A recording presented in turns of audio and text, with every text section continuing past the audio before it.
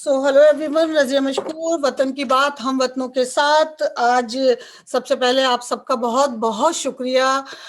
इस अहम तो नहीं कहेंगे, लेकिन एक याद करना है उस वाक़े को जिसने बहुतों की ज़िंदगी पर असर डाला, जिसने पॉलिटिक्स पर असर डाला, जिसने सोसाइटी पर असर डाला और हमारी जो कम्युनिटीज़ थी उनको कहीं ना कहीं एक सम पॉइंट उसको डिवाइड किया है। तो thank you so much for joining me. शुक्रिया। सब जैसा कि हम सब जानते हैं कि आज हम गुजरात के दंगों के 19 साल को याद कर रहे हैं और इन दंगों की वजह से गुजरात में जो कुछ हुआ उसकी बहुत सारी कहानियां हैं और बहुत सारी चीजें जो ढकी छुपी थी खुलकर सामने आ गई हैं। अभी बहुत सारी चीजें ऐसी हैं जो जिन पर कोई शक व शुबा नहीं है, सबूत सामने आ गए हैं, रिपोर्ट सामने आ गई हैं।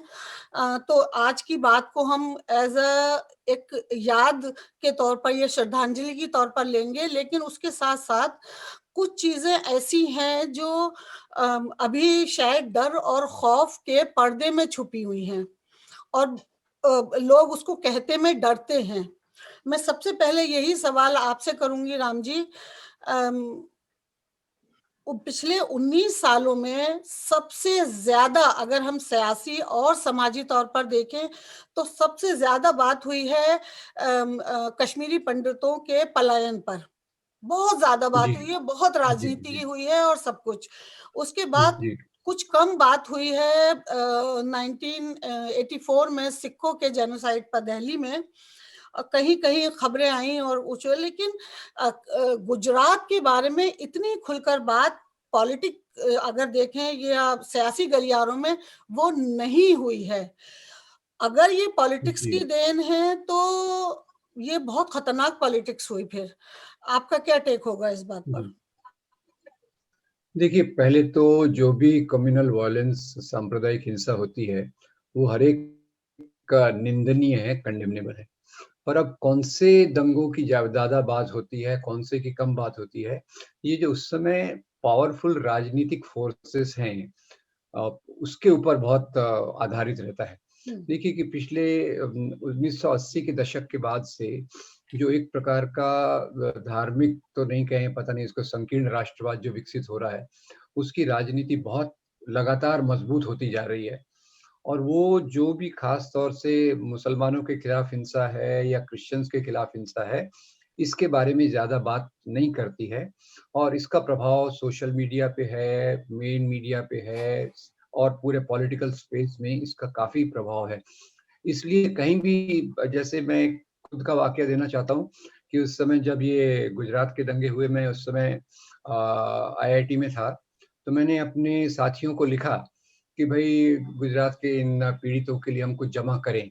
तो तुरंत मेरे को आक्रामक मेल आ गई कि आप तब कहाँ थे जब कश्मीरी पंडितों के साथ ऐसा हुआ, वगैरह वगैरह। तो ये मेरे ख्याल से आपका जो सवाल है इस बात की ओर इंगित करता है कि हमारे यहाँ जो कम्युनल फोर्सेस हैं वो ज़्यादा पावरफुल हो गई हैं और वो जानबूझकर उसको जो जो हमारे समाज में ज़्यादा हिंसा है वो मुसलमानों के खिलाफ है, थोड़ी सी अभी क्रिश्चियंस के खिलाफ चालू हो रही है, उसको नजरअंदाज करके मुख्य रूप से ये 1984 और कश्मीरी पंडितों के बारे में एक ट्विस्टेड, वो सीधे तरीके से भी नहीं बताते, उसको बहुत मोड़ तोड़ के उसको ये बताने की कोशिश करते हैं ताकि ये जो बहुत बड़ी लकीर है एंटी मुस्लिम वायलेंस की, एंटी क्रिश्चियन वायलेंस की, इसको छोटा दिखाने के लिए, क्योंकि ये उसका अलग परिणाम है, ये दूसरी लकीरों को बड़ा करने की कोशिश करते हैं, ऐसा मुझे लगता है। तो ये आपका जो सवाल है उसका सारांश भी यही है कि सांप्रदायिक ताकतें जो मुसलमानों को टारगेट कर रही हैं, ईसाइयों को टारगेट कर रही हैं, वो बहुत मजबूत होती जा रही हैं। ये उनकी शक्ति का एक इंडेक्स है जिसके कारण 1984 की बात होती है या कश्मीरी पंडितों की बात होती है, पर ये जो इंटरनली डिस्प्लेस मुस्लिम्स हैं या कंधमाल के जो विक्टिम्स है उसके बारे में ज्यादा हाईलाइट नहीं होता। नहीं होता, बिल्कुल। गगन जी, आप वहां थे, आपने सारी चीजें देखी हैं, आपको आप तो उस सफर का हिस्सा रहे हैं। एक जमहूरियत में, एक डेमोक्रेसी में सियासती या सियासी कत्लेआम जो होता है या जेनोसाइड, वो कितना जरूरी है। और यही तो सबसे हमारी बड़ी जिसे कहते हैं कि we are extremely point of change in the history of modern India. I would say 2002 was that point, and where the state was fully complicit in that whole process. जब बाहर नारे लग गए कि ये अंदर की बात है, पुलिस हमारे साथ है, जब ये दीवारों पे लग जाए, बट मुझे लगता है कि इसके पीछे जो राम जी ने कहा, पुनियानी साहब ने कहा कि ये उस दिन का काम नहीं था, ये उसके पहले एटलीस्ट 20 सालों का काम था, और अगर बहुत इतिहास में जाए तो और लंबा जाएगा, बट एटलीस्ट एक्टिवली तो जो फोर्सेस है उन्होंने 20 साल इसके पीछे बहुत मेहनत की थी। और एक तरीके से एक जो गुजरात मॉडल, जो सब मेरे दोस्त अपूर्वानंद जी वगैरह मुझे हमेशा छेड़ते रहते हैं कि ये आपने हमें एक्सपोर्ट कर दिया, बट ये बना तो वहाँ, उसकी पूरी कहानी, उसका पूरा जो पॉलिटिकल सिस्टम को तोड़ना, जो हमारी जो खाम थ्योरी थी, क्षत्रिय, हरिजन, मुस्लिम, आदिवासी को सिस्टमैटिकली उनमें विभाजन करना, विद इन दी कम्युनिटीज, दो टू डिवाइड इट। तो ये इलेक्टोरल पॉलिटिक्स वर्सेस डेमोक्रेसी का एक बड़ा डिबेट इसमें से निकल के आता है कि it is democracy is not just about electoral politics. ये मेरी समझ बहुत स्पष्ट हुई 2002 के बाद, और जो देखा, जो समझा इन टर्म्स ऑफ जब लाखों लोग घर से बेघर हो गए, जितनी औरतों के साथ बलात्कार हुआ, इसको तो बहुत नजदीक से देखा था, क्योंकि मैं नेशनल ह्यूमन राइट्स कमीशन का तब एक सदस्य था, मॉनिटरिंग कमेटी का, तो I had privy to far more information, far more access than maybe many people and many activists. So you're right, in democracy, but on the other hand, उसके बाद तो चीजें बिगड़ती गई हैं गुजरात में, और जो लोग कह रहे हैं कि गुजरात उसके बाद कुछ हुआ नहीं, वो बहुत गलत है। आंकड़े कुछ और ही कहते हैं कि कम्युनल वायलेंस गुजरात में 18, 19, 17 को जितने केसेस हुए, और maybe later on I can tell you कि कई शायद बड़े शहरों में कम हुआ, बट कैसे वो एक जहर की तरह पूरे स्टेट में स्प्रेड हुआ और बाकी स्टेट्स में स्प्रेड हुआ, मुझे लगता है कि ये अपने आप में एक दूसरी कहानी है। बिल्कुल, बिल्कुल, यह सही है, क्योंकि इतना बड़ा हादसा बगैर किसी तैयारी के मुमकिन नहीं है। तैयारी, आपने जैसे कहा कि ये 20 साल की तैयारी थी, बिल्कुल ये 20 साल की तैयारी थी, और उस तैयारी के लिए ज़हन 1925 से या शायद उससे पहले से बन रहा है, तो वो एक पूरा सिस्टम है जिसने वर्क किया। अपूर्वा जी, आप जैसे अभी हमने सुना कि विभाजन जो हुआ है या जो तकसीम हुई है वो रिलीजियस के बेस पे हुई है, लेकिन उस निगेटिविटी ने बहुत ज्यादा यानी अपनी जड़ें मजबूत कर ली उसके बाद, सियासत में भी और उसमें भी। क्या कहेंगे आप? देखिए, जैसा गगन ने बतलाया, और उस बात को समझने की जरूरत है कि आप जब एक ऐसा कत्लेआम करते हैं और उसमें खास राजनीति सक्रिय होती है, तो वह दरअसल जनता की शक्ल बदलती है। क्योंकि जब हम कहते हैं जनता और जनतंत्र, तो हम ये मानते हैं कि जनता में अलग अलग लोग शामिल हैं, हिंदू भी हैं, मुसलमान भी हैं, सिख, ईसाई, आदिवासी, दलित, सब हैं, और हम एक ऐसी जनता चाहते हैं जिसमें सबके हित एक दूसरे से मिलते हुए हों। तभी इसके आधार पे बहुमत का निर्माण किया जाता है और चुनावों के जरिए। लेकिन आप किस तरह की जनता बनाना चाहते हैं, उसमें क्या समाज के कुछ तत्वों को बाहर कर देना चाहते हैं, तो एक राजनीति यह हो सकती है जो साझा जनता बनाने की कोशिश करे, और एक राजनीति वह हो सकती है जो एक बहुसंख्यकवादी जनता बनाने की कोशिश करे। ये जो कत्लेआम होते हैं इस तरह के, ये दूसरे किस्म की जनता को बनाने में बहुत मददगार है, क्योंकि हर इस तरह का कत्लेआम या हिंसा की ऐसी घटना एक बड़ी घटना है। और गगन ने ध्यान दिलाया कि यह बिल्कुल गलत है समझना कि 2002 के बाद गुजरात में कुछ भी नहीं हुआ, क्योंकि गुजरात 2002 के बाद पूरी तरह बट गया। और थोड़े सख्त और सरल सीधे तरीके से कहें तो यह कहा जा सकता है कि गुजराती में अब मुसलमान नहीं गिने जाते हैं। इस बात को थोड़े यह बात सख्त लग सकती है सुनने में। अब जैसे अभी बड़ौदा में मैंने खबर पढ़ी कुछ दिन पहले, और गगन ज्यादा विस्तार से बताएंगे कि झुग्गी झोपड़ी हटाई गई, वहां से जो विस्थापित हुए उनको जगह दी गई रहने के लिए म्यूनिसिपैलिटी की तरफ से। तो जहां जगह दी गई वहां के लोगों ने आवेदन किया कि इन लोगों को यहाँ जगह नहीं दी जानी चाहिए, और हमारे इलाके को डिस्टर्ब एरियाज एक्ट के तहत डिस्टर्ब एरिया डिक्लेयर किया जाए, क्योंकि ये लोग अगर यहाँ आ जाएंगे तो मुश्किल पैदा होगी। अब कौन लोग थे जिनको वहां जमीन दी गई थी? वे मुसलमान थे। तो अब ये इस पर हम बात ही नहीं करते हैं कि अब इसको मान लिया गया है कि अगर मुसलमान आएंगे एक मिली जुली आबादी में तो वो डिस्टर्ब हो जाएगा एरिया, इसलिए उनको बाहर रखिए। तो हर एरिया ही अब एक्सक्लूसिव एरिया में तब्दील हो रहा है। और मैं ये मानता हूं कि हर हिंसा की घटना करती यह है भारतवर्ष में कि वो दूरियां पैदा करती है। मसलन गुजरात में हिंसा हुई और उसके बाद मुजफ्फरनगर में हिंसा हुई, तो हमने क्या देखा? लाखों लोग विस्थापित हुए, और उसके बाद जो भी मिली जुली आबादी थी वो मिली जुली नहीं रह गई। मुजफ्फरनगर में मुसलमानों का कॉन्सेंट्रेशन छोटी जगह में हो गया, और तो मुसलमान एक जगह कॉन्सेंट्रेटेड हैं और फिर दूसरी जगह कॉन्सेंट्रेटेड हैं, लेकिन दोनों के बीच में एक लंबा डिस्टेंस है, और वो डिस्टेंस पूरी तरह से आप उसको हिंदू डिस्टेंस कह सकते हैं। तो एक तरह से मैं ये मानता हूं कि मुसलमान चारों तरफ से घिर जाते हैं, फिर वो अपने आप को डिफेंड भी नहीं कर सकते अगर उन पर अटैक हो, क्योंकि वो उनको लंबी हिंदू डिस्टेंस ने डिवाइड कर दिया।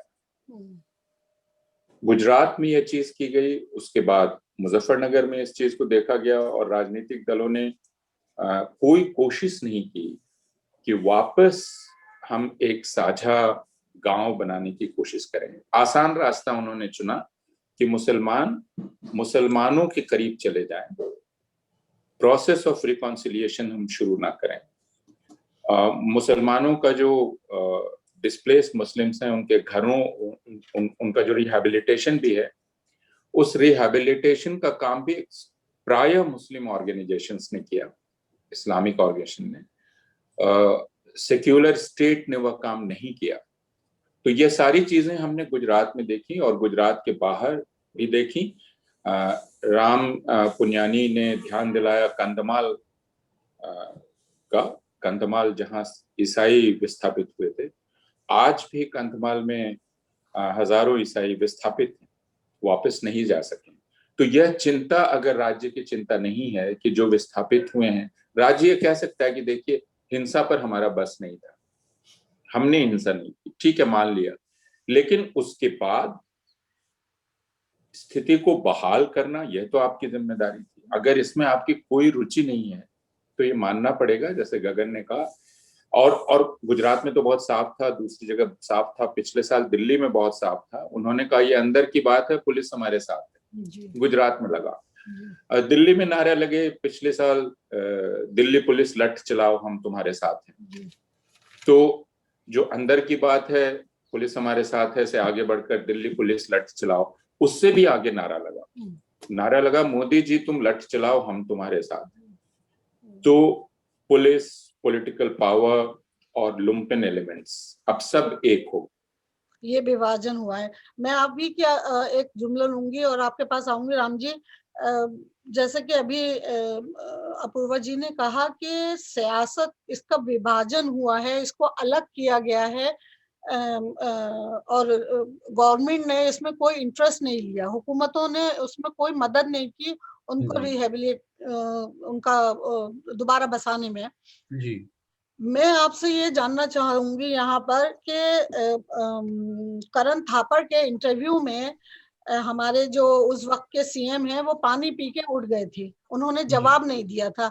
तो कहीं ना कहीं हम ये गवर्नमेंट की या स्टेट गवर्नमेंट की इस बात को कि भाई उसमें हुकूमत का हाथ नहीं था, कैसे एक्सेप्ट करें जबकि हम फैक्ट जानते हैं। देखिए, यहाँ गवर्नमेंट को और बाकी ऑर्गेनाइजेशंस के बीच में जो एक कड़ी है उसको समझना बहुत ज़रूरी है कि पिछले 30-40 साल में जो हुआ है, ये कम्युनल फोर्सेस का इन्फिल्ट्रेशन, इनकी जो घुसपैठ है, ये हमारी पुलिस में, ब्यूरोक्रेसी में, जुडिशियरी में और बहुत सारी संस्थाओं में हो गई है। और गवर्नमेंट जो खैर चुन के आती है 5 साल में एक, वो कानून के ऊपर चलने की एक करता है, कोशिश करती है या बताती है कि हम कानून पे चल रहे हैं, पर उनकी जो सहानुभूति है वो पीड़ितों के साथ नहीं रहती है। अगर आप देखें तो गुजरात की बात करें, तो गुजरात के जो मुख्यमंत्री उस समय थे, वो जुहापुरा के रिहैबिलिटेशन कैंप में तब तक नहीं गए जब तक प्रधानमंत्री वहाँ नहीं आए। तो और उन्होंने कहा कि ये जो है सब ठीक चल रहा है, और आखिर में उस कैंप को भी बंद कर दिया गया कि ये तो बच्चा पैदा करने वाली मशीन है, इसको हम क्यों चालू रखें। तो सवाल है कि आज की जो हमारी राज्य व्यवस्था है, स्टेट जो है, उसमें सांप्रदायिक तत्वों की घुसपैठ बहुत गहरी है। और एक तरफ सांप्रदायिक तत्व है, दूसरी तरफ आप पूरी मशीनरी को देखिए, उसमें ऐसे लोग जो एक विभाजन को अंदर से समर्थन करते हैं, वो हर जगह घुसे हुए हैं, ऐसा मेरी समझ है। और एक जो जनता के बीच में, लोगों के बीच में जो एक सोच बनाई गई है, और इस सोच को बहुत आक्रामक, एग्रेसिव तरीके से बनाया गया है सालों के प्रोपेगेंडा से। बहुत एक प्रोपेगेंडा, क्योंकि ये दंगे आपो आप नहीं हो जाते, जैसे गगन ने कहा 20 साल की तैयारी है, और उसको 20 साल को उसको आप और भी बढ़ा सकते हैं। जो ये लगातार तैयारी चल रही है मुसलमानों के खिलाफ नफरत फैलाने की, और बाद में जो अभी ईसाइयों के खिलाफ नफरत फैलाने की जो मुहिम चल रही है, उसके उसके बहुत सारे आधार हैं कि मुसलमान ऐसे होते हैं, ईसाई ऐसे होते हैं। तो मेरे लिए सबसे तकलीफ की बात क्या है कि समाज में एक प्रकार से नफरत का माहौल पैदा कर दिया गया है, जो बहुत मजबूत है, और जो स्टेट की पॉलिसीज को इन्फ्लुएंस करता है, स्टेट की पॉलिसीज को प्रभावित करता है, और बाकी चीजों को भी प्रभावित करता है। और इसी के कारण जो अलग कम्युनिटीज, जैसे अपूर्वानंद बता रहे थे, अलग कम्युनिटीज के बीच में एक नफरत की दीवारें खड़ी की गई हैं। और ये नफरत की दीवारें एक राजनीतिक गिरोह द्वारा, जो एक प्रकार के राष्ट्रवाद में मानता है, उसने खड़ी की हैं, और जिसके जवाब में दूसरे जो ताकतें हैं, जो लोकतंत्र को मानती हैं, या बाहुल्यवादी समाज, प्लूरल सोसाइटी, सेक्युलरिज्म शब्द तो आजकल खैर ज्यादा इस्तेमाल होता भी नहीं है, जो उसको मानते हैं, उन्होंने एक जो लोगों के बीच में तालमेल, मोहब्बत, जो हमारी विरासत थी मध्ययुगीन काल से, मिलीजुली संस्कृति, सभ्यता, उसको हम लोगों तक इफेक्टिव तरीके से, प्रभावशाली तरीके से पहुंचा नहीं पाए। तो राज्य की बात तो एक है, वो तो बहुत तकलीफ वाली बात है कि जो कानून की लाइन है उसको तो पालन नहीं किया जाता। पर जहां तक आप पूरे समाज में देखिए, समाज में नफरत का जहर जो भर गया है, और वो इतना गहरा है कि उसको दूर किए बगैर बाकी चीजें जो स्टेट आफ्टर ऑल क्या करता है, वो उसी प्रकार उसको पता है कि हम बिना अपनी जिम्मेदारी को पूरे किए निकल जा सकते हैं, क्योंकि बाकी मेजॉरिटी में तो इन लोगों के प्रति कोई सिंपैथी है नहीं, कोई सहानुभूति है नहीं, तो वो उनको एक आसान हो जाता है। तो मेरे लिए तो घूम फिर के मामला आ जाता है कि जो नफरत पैदा की गई है, और वो नफरत एक सिस्टमैटिक तरीके से, योजनाबद्ध तरीके से पैदा की गई है, उस नफरत का मुकाबला जब तक हम नहीं करेंगे, ये जो विक्टिम्स हैं, जो पीड़ित हैं सांप्रदायिक दंगों के, ना तो इनको इंसाफ मिलेगा। और दूसरा जो घेट्टोइजेशन, आज देखिए घेट्टोइजेशन, जिसका हिंदी शब्द भी इतना मुझे अच्छा नहीं मालूम, शायद अपूर्वानंद बताएंगे, ये जो सीमितीकरण हो जाता है लोगों का, उसमें इतनी लिमिट आ गई कि बड़े शहरों में अगर कोई आईटी की कार्यकर्ता में काम करने वाली लड़की है, उसको कहीं घर चाहिए, किसी एक इवन शबाना आज़मी तक को भी जी, मैं मिस्र आ रही थी मोहल्ले उसी में, पे कि चलें हाँ, शबाना आज़मी, और वो तो बहुत बड़ी बात है। बड़ी बात है। जी। आम लोगों को भी, मैं कई टाटा इंस्टीट्यूट के प्रोफ़ेसर्स को जानता हूँ, जिनको घर आखिर तक वो गए घर लेने के लिए, किराया देने के लिए, और जब वो नाम लिखते हैं तो फिर वो कहते हैं सॉरी, ये आपको नहीं दिया जा सकता। तो ये हमारे समाज का एक जो बिंदु है, वो पूरी चीज़ों को इन्फ्लुएंस करता है। वो न्याय हो, सरकार की नीतियाँ हो, जैसे रिहैबिलिटेशन। अब विक्टिम्स को रिहैबिलिटेशन करना, ये तो सरकार का एलिमेंटरी काम है, प्राथमिक काम है। और वो कहीं भी ठीक तरीके से नहीं किया गया। वो जुहापुरा हो, मुज़फ्फरनगर हो, उसके बाद कंधमाल हो, आप पूरे राइट्स में देखिए, गवर्नमेंट का एक कंसिस्टेंट एटीट्यूड है, उस समय तक थोड़े दिन तक समर्थन कर देंगे। अच्छा, और तीसरी बात मैं आपको बताना चाहता हूँ कि विक्टिम्स को न्याय मिलना, ये प्रक्रिया कितनी मुश्किल हो गई है। गुजरात में तो पहली बार मैं निश्चित रूप से गगन सेठी और हमारे बाकी जो तीस्ता सेतलवाड़, इन दोस्तों को, इन्होंने काफ़ी कोशिश की कि विक्टिम्स को न्याय मिले, पर फिर भी पूरा न्याय मिलने का तो संभावना ही नहीं है।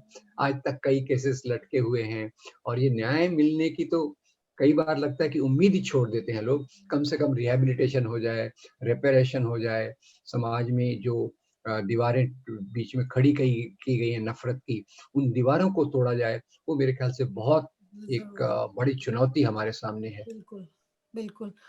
गगन जी, आप कुछ कहना चाह रहे थे? आवाज़। रज़िया, मुझे एक किस्सा याद आया। अच्छा, और ओके, आप कुछ सुनाइए। 2002 के बाद जब मैं घूम रहा था कॉलोनीज में, तो मैंने कुछ हिंदू बच्चों को एक गेम खेलते देखा था।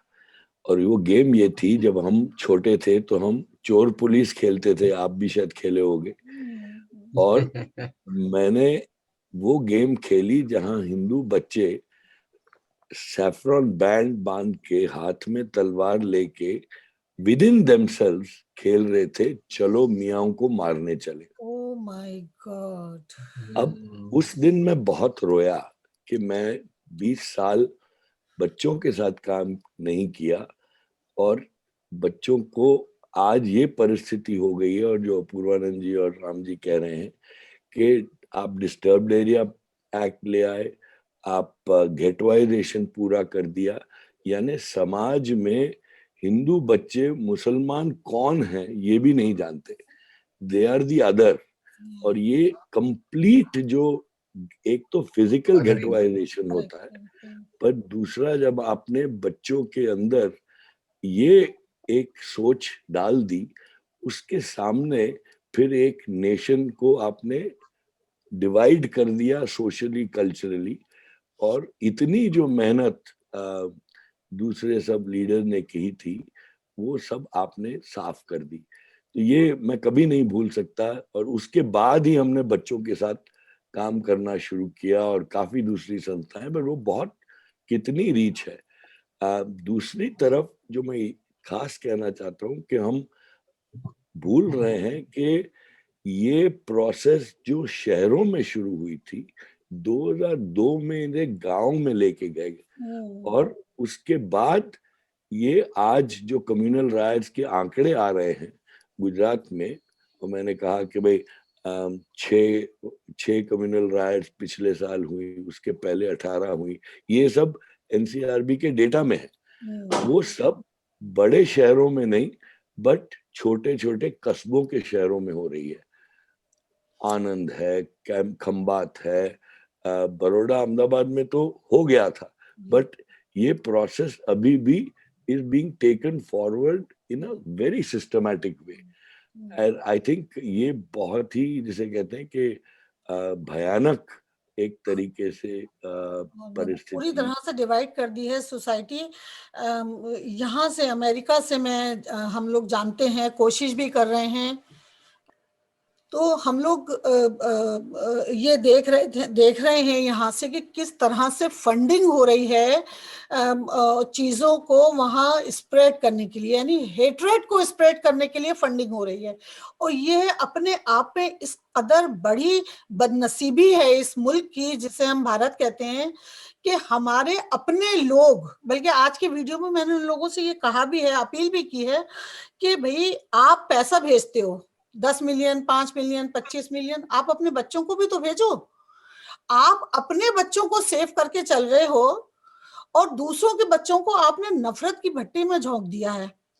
अभी जब हम बात कर रहे थे जमीन की, तो मुझे याद आ रहा था कि जो हमारे एहसान जाफरी साहब की बेटी है, उस बच्ची को वहां पर गुजरात में जमीन नहीं मिली, मकान नहीं मिला, फ्लैट नहीं मिली, उसको मना कर दिया गया। जब उन्हें पता चला, जब नाम बताया और उसने बताया कि मैं एहसान जाफरी की बेटी हूं, तो उनको उसको नहीं दिया गया फ्लैट। वो बार बार कह रही है कि मैं ईमेल करती रही, फोन करती रही, पर कोई आंसर नहीं था उधर। तो मैं आपसे ये जानना चाहूंगी गगन जी के इस वक्त जो सूरत हाल है, जैसे हम अभी सुन रहे हैं कि विडो कॉलोनी है, तो विडो कॉलोनी क्या है और अब वहां सूरत हाल क्या है उसकी लेटेस्ट? ये काफी संस्थाओं ने जो बेवा, जिसे हम कहते हैं, कि उनके जो घर बनाए थे रिहैबिलिटेशन के बाद, और कितने लोग वहां से जो निकल रहे, बट उधर जो रह गए वो बेवा ही रह गई। और उधर क्या अंदर हो रहा है मैं उसका आपसे बात भी नहीं कर सकता।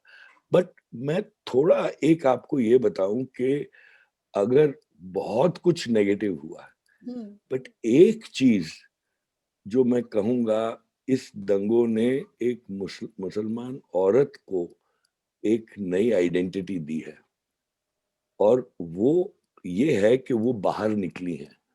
वो जो बिल्कुल घर के अंदर थी, वो मैं बदलाव देख रहा हूँ, शहरों में देख रहा हूँ।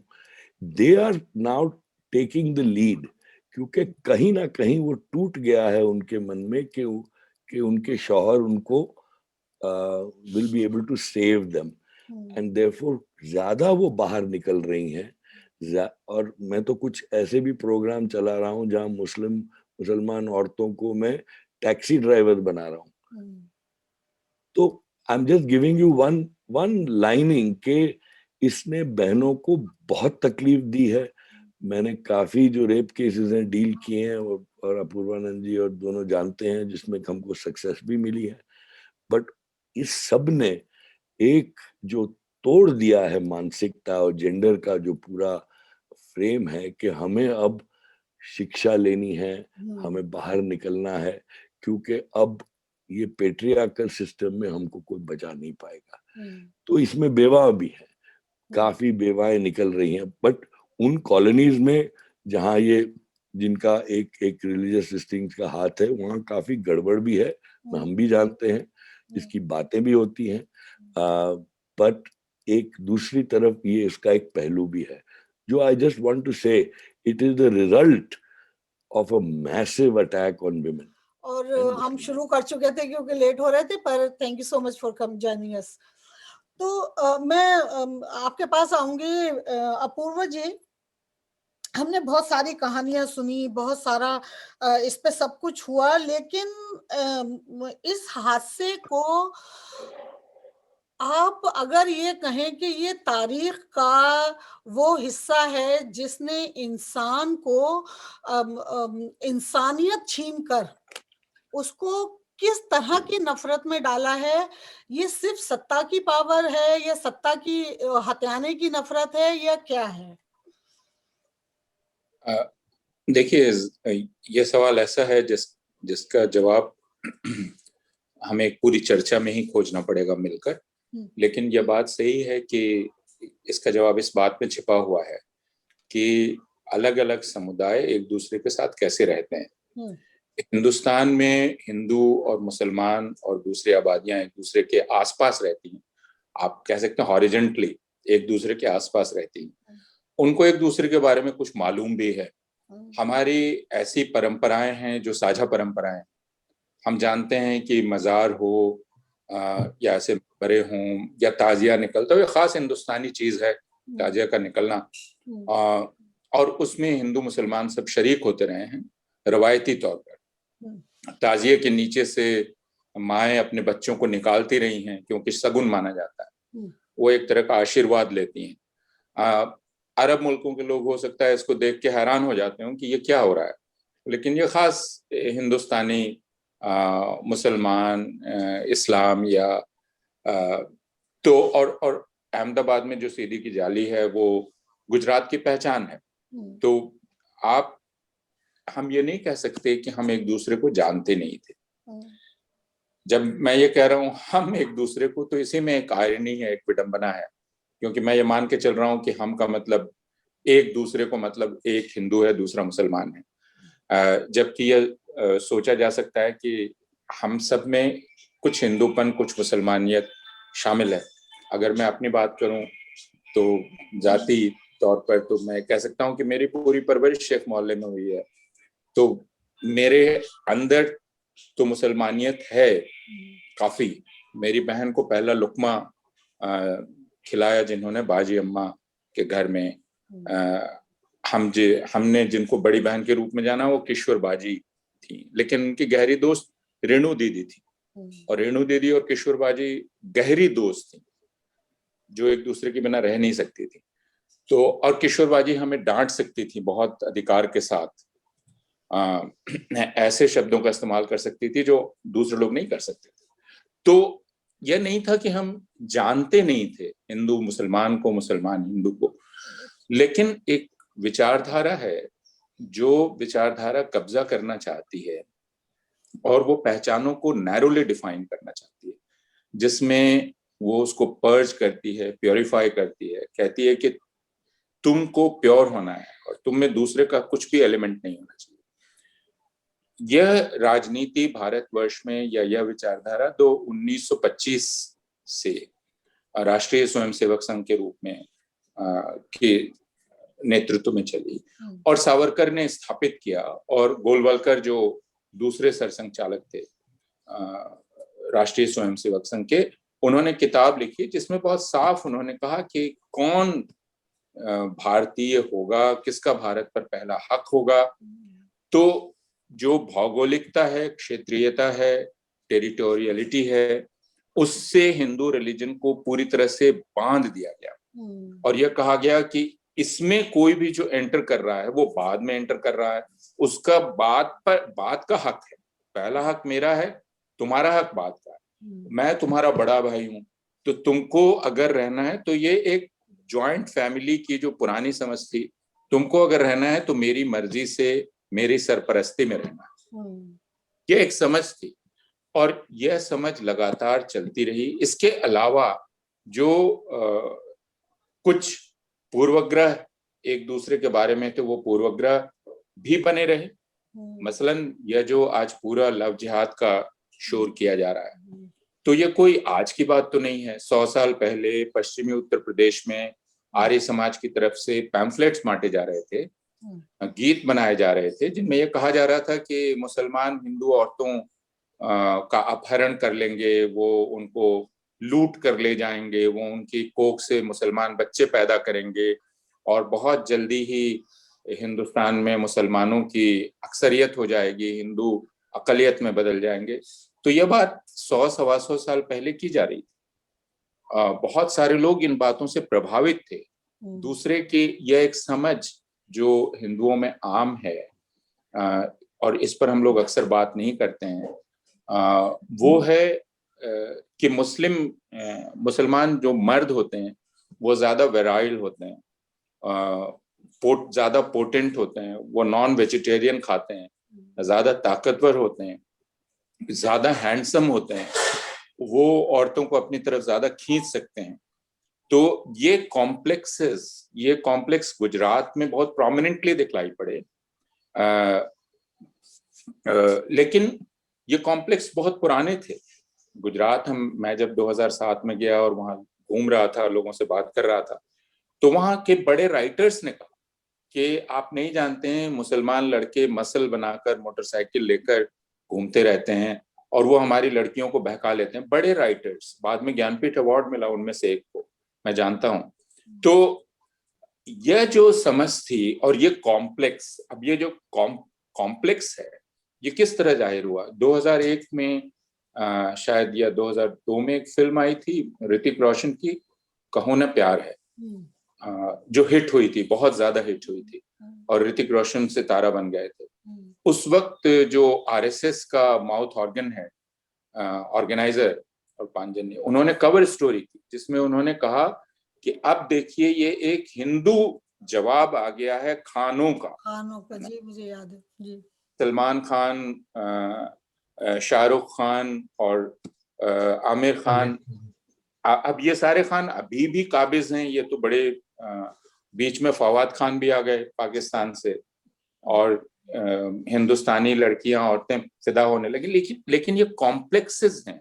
इन कॉम्प्लेक्सेस के सहारे दूसरी कम्युनिटी को डिमोनाइज किया जाता है, दूसरी कम्युनिटी को खतरे के रूप में पेश किया जाता है।